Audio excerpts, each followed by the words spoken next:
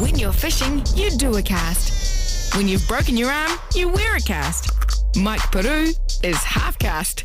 Now listen to our podcast, The Edge. And how close to you are? Are you to the character Tank? Because he's pretty much a ladies' man, and reading stuff about you, I think there may be some similarities there.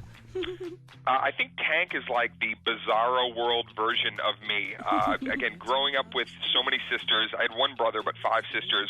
I certainly learned, and 4 of my sisters are older, by the way. So I definitely learned, kind of how to treat a woman and how to approach a relationship. Probably through a lot of those relationships, conversations that I had with my sisters. So I would say Tank is really more of a collection of guys that I either used to hang out with or people that I know, and then there's of course a little bit of that villainous Darth Vader that I threw in there. I thought this is a bad guy who ultimately is going to use his evil powers for good. So it was a howl. It was great to play him, but I'm much more reserved and a bit more shy than Tank ever would be. And there's a great sex scene in the movie with Kate Hudson and yourself. Now, I know filming sex scenes is not actually that romantic, but it must have still been a fun day on set. Well, it's one of those situations where you get into a scene where you have to pantomime sexual activity, and you try to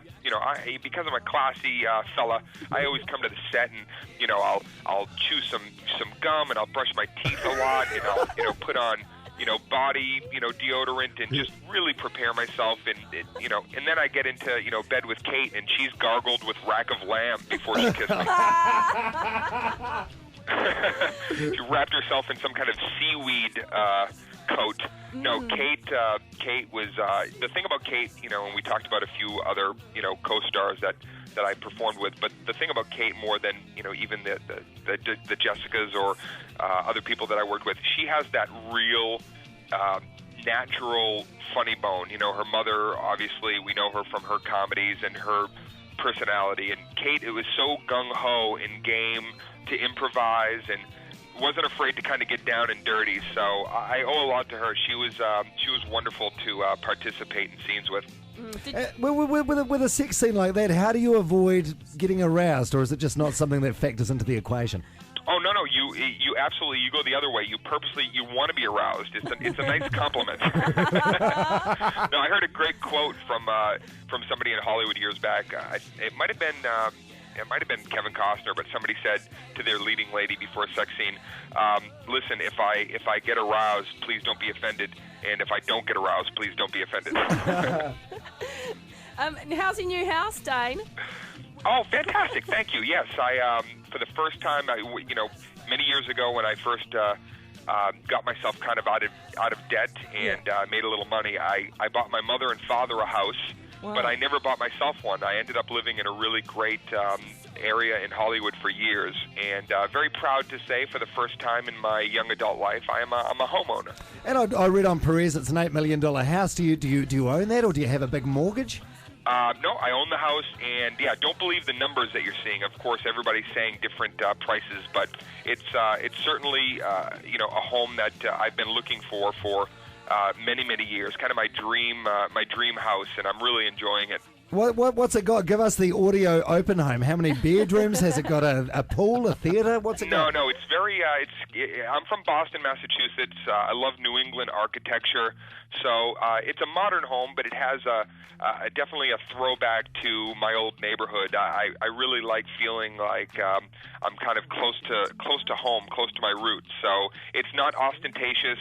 It's got it's got a nice swimming pool. It's got a few rooms, but no, there's no robot maids walking around in hovercrafts. What about neighbors? Got any fancy neighbors? I don't know who my neighbors are yet. I haven't met anybody. Wow. Yeah, I literally just moved in there, so I'm going to have to walk around and offer everybody, homemade pies and welcome to the neighborhood. Right. And then, do you have any staff? Have you got a pool guy or a lawnmower man? No. I'm really born and bred.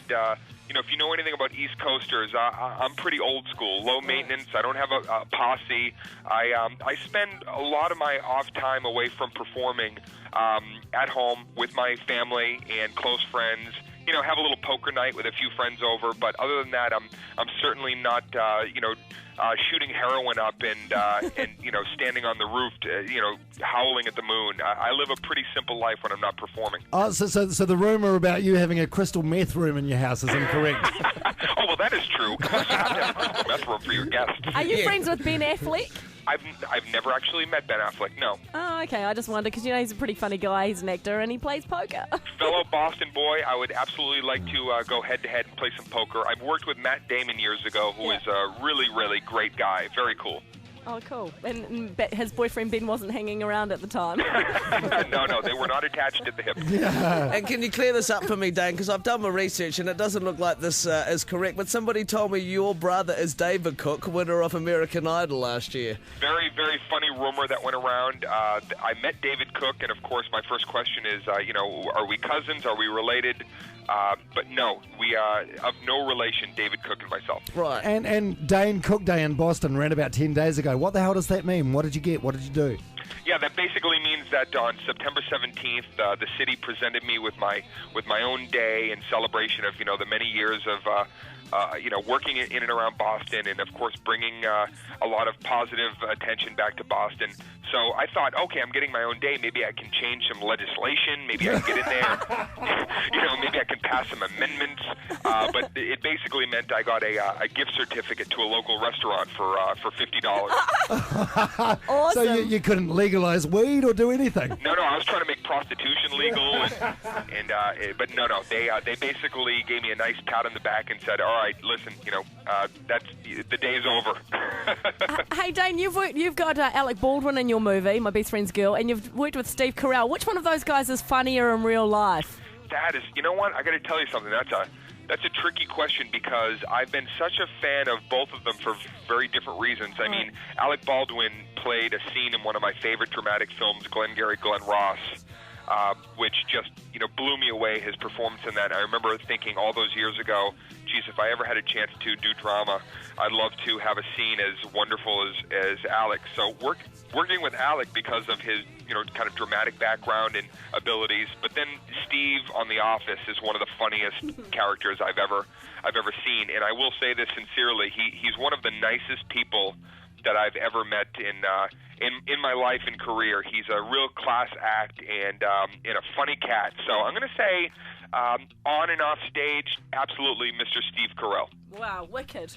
Well, I thought Alex was great in that movie of yours too, My Best Friend's Girl. Honestly, dude, I had the pleasure of watching both Dan in real life and My Best Friend's Girl in the same week, and I thought you are a legend, so it's been great talking to you, dude. Hey, thank you guys so very much, and I truly hope that next time we chat, it's face-to-face down in good old New Zealand. Yeah, it's been great having you on the show. Suddenly we forgive Boston for New Kids on the Block. You know what? I don't even do that. I'm from there.